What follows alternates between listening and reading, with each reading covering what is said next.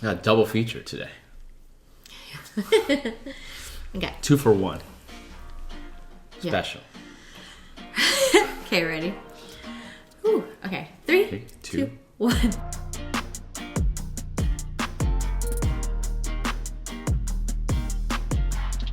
Welcome to the Gospel Truth. I'm Dean. And I'm Audrey, and this week we are celebrating the 31st Sunday of Ordinary Time. Okay. And we are coming at you today with a double feature where we would also like to cover the Feast of All Saints. Wow, a double feature. You got 2 for 1 special today. Yeah. Thought it would just make sense to kind of package them in one. So they're back to back this year. They're back to back. So we're excited to dive in to these ideas around each celebration around distilling the commandments into 2 key commandments from today, the 31st Sunday of Ordinary Time, and then of course All Saints, which is the celebration for all saints. All saints being super inclusive, meaning all saints capital S.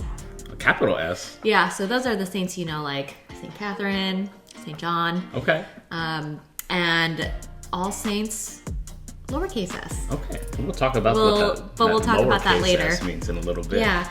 But let's first cover the 31st Sunday of Ordinary Time. Do you want to... but before we do that, do you want to remind everyone what the Gospel Truth is? Of course. The Gospel Truth is all about Audrey and I sharing our thoughts about the faith, the Word, happenings in the church.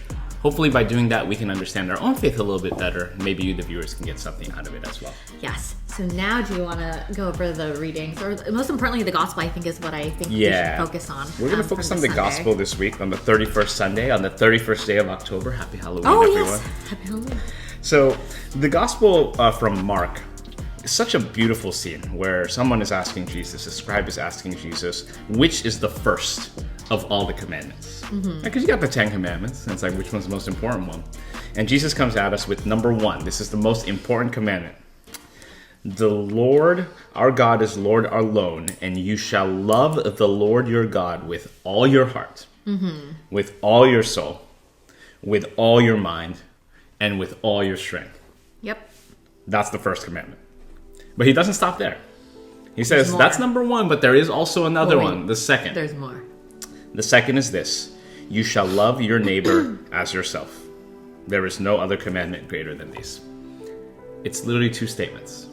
Yeah. Right? 2 statements that distill the essence of the entire teaching of Catholicism, really, into just these 2 statements. Yeah. You love God with everything you've got, and you love others the way you love yourself.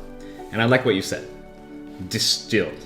You said that. Oh, I said that. Oh, wait, we both said it. We both said it. Yeah, but that's what we wanted to focus on, right? Yeah. Distilling what basically is the foundation. Like, if you walk away, like, just knowing, like, 2 things out of your entire Catholic education, anything you know about, like, Catholicism, like, that's what it is. Yeah, that's all. Plain and simple. Exactly. And so I love this idea of distilling. Yeah. And let's talk a little bit about distilling for a bit. Yeah, what is distilling? What is distilling? Well, anytime you distill something, and maybe some of you have had the privilege of enjoying a distilled spirit, like a whiskey. If you're of age, or like a vodka or something like that. Yeah. The process of distilling means you heat up the liquid so that the alcohol burns off and you capture that burnt off alcohol so there's less and less water in it. Yeah. And so what do you get? A really strong drink. Yep. A very potent drink. And we like this message of distilling because you know what Jesus does here? He distills all of the commandments into 2 very strong and potent and powerful messages. Yeah. You love God with everything, and you love others like you love yourself. Exactly. Right. And that is, like, I think that's one of the strongest analogies, like, we can make, or we've made thus far. Yeah. But I mean, it doesn't get more powerful than that, right? There's no qualifiers. You can't pick and choose. There's no excuse like why you wouldn't be able to follow it. Yeah, right. Like it's not like, well, what if this person is this, or like, what if I feel this way? It's like, no. Like, you are loving God with everything, and you are loving your neighbor as yourself. Yeah. They may disagree with you. They might look different with you. You're loving your neighbor. Oh, you're too busy. Maybe life is kind of like getting in the way a little bit. Guess what? You still gotta love God with everything. Yep. Right. And that's what's crazy too, is that, guess what? These such distilled or potent messages might be hard to do. Yeah, it's not easy. Like, let's face it, right? Like, that's not easy. But this is what you need to get. Exactly. Right? Like, it's like the essence. And sometimes the essence hits hard. Right? You know, like sometimes maybe you've had like an alcoholic beverage or a distilled shot. And you're like, oh, that's some too strong stuff. Yeah. Guess what? That's what Jesus is saying here too. This is some strong stuff. Yeah. It might be hard to take down. Yes. Oh my gosh, you're so good. You're really great this week with these analogies. Yeah, I mean, you know? But that's true. Like, it's not, we say this week after week, but it's not as easy, but it's always what we're faced with is always meant to challenge us for the better. Yeah, exactly. Right? And no one is saying it's this easy, but it's like plain and simple. Mm-hmm. Like, this is what you need to get. Like, what were we saying earlier? Like, pomp and circumstance doesn't matter. Oh, yeah. Like, there was actually something in the reading when you mentioned pomp and circumstance, where right after the scribe gets his question answered, the scribe is basically saying, you know what, you're right. To love him with all your heart, with all your understanding, with all your strength, to love your neighbor as yourself is worth more than all burnt offerings and sacrifices. And Jesus comes back at him and says, yep, you're not far from the kingdom of God. on the right path. Right, like, I like that, pomp and circumstance. Yeah. It's not about that. Yeah. Right? It's just like about the love you have in your heart Yep. for God and for others. And for others. Period. Plain and simple. And Right. so I think that that was the main takeaway from this weekend's gospel, I think. It's super powerful, so simple. Love good, simple messaging. Love the analogies. Love that distilled message. You can tell we're really energized by that one. But yeah, we really want everyone to really think about that this week as we reflect on this weekend's readings. Yeah. Anything else you want to add to that before we dive into any further stuff like All Saints? No, I think we're good for that part.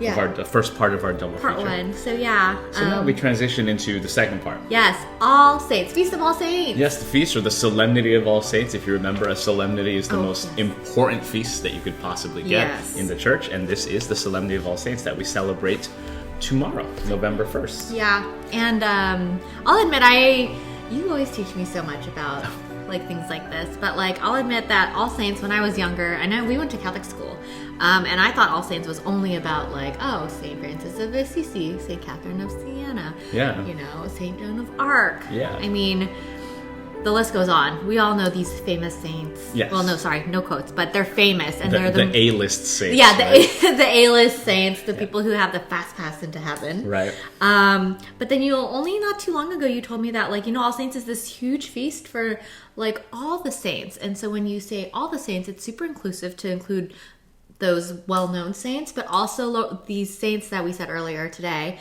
that have lowercase s's. Yeah, right. So all of the saints with the uppercase S, those are the ones that have been, canonized by the church and recognized by the church. But All Saints Day actually celebrates all saints, both capital and lowercase. Yes, and so what do you mean by lowercase? Right, and what is a lowercase saint? It's basically anyone that's made it to heaven. Yeah. Right? Unfortunately, we don't have the ability to recognize every single human being that has been responsible for, being a role model for us or helping advance God's mission on earth. Yeah, but again, pomp and circumstance isn't a priority. Yeah, it's not about pomp and circumstance, right? But, I'm sure if God could, he would. Yeah.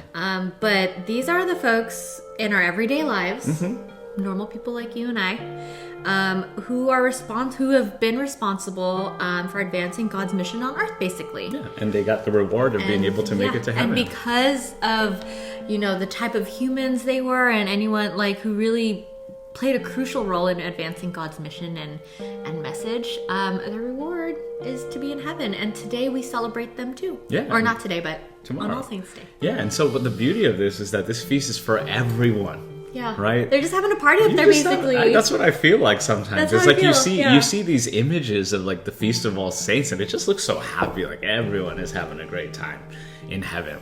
And I love, I remember when I learned about this, that I love that we still take time to celebrate those lowercase saints. Yeah. Right? Because, you think about it, we have probably so many figures like that in our lives that are probably never going to get canonized, but deserve the recognition for sort of making us the better people that we are today, and for being the role models that we look up to. I just remember my grandma. I just remember seeing her praying all the time.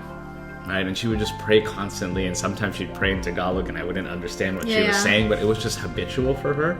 And I kind of feel like just seeing that and witnessing that sort of made prayer more a part of my life and something that I do more regularly, right? And that's really cool. Like, she performed her task as a saint in her own right.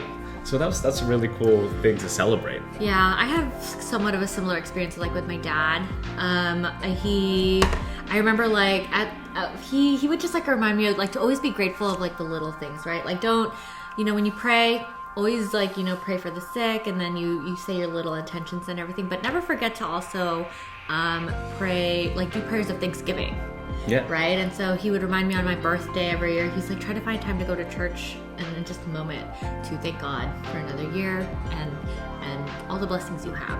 And so that's something that I've taken with me since he's, kind of instilled that into how I celebrate, like, and how I pray. Yeah. And so these are the people in your everyday lives who kind of just like influence you in positive ways to just be a better person, to who enforce these good habits that Catholics have. Yeah. And they're literally just like your everyday person, like your friend, or your family members. Exactly, right? So you don't need to be some great miracle worker and have like this huge grandiose show in order to become a saint. You just have to follow those commandments. Yeah. And so that kind of leads us to our challenge this week. Yeah. We all want to become those saints. Yep. Right? We want to be able to party on in the heaven. 1st of November every year and just party with all the saints. It's like the VIP like event of the year. Right?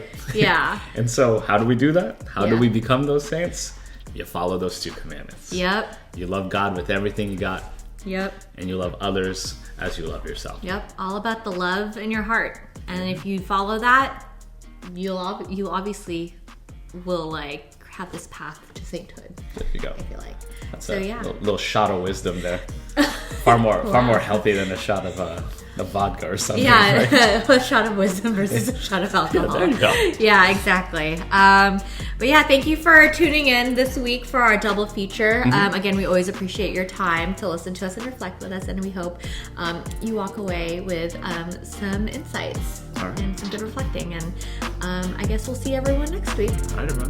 Take care. Bye.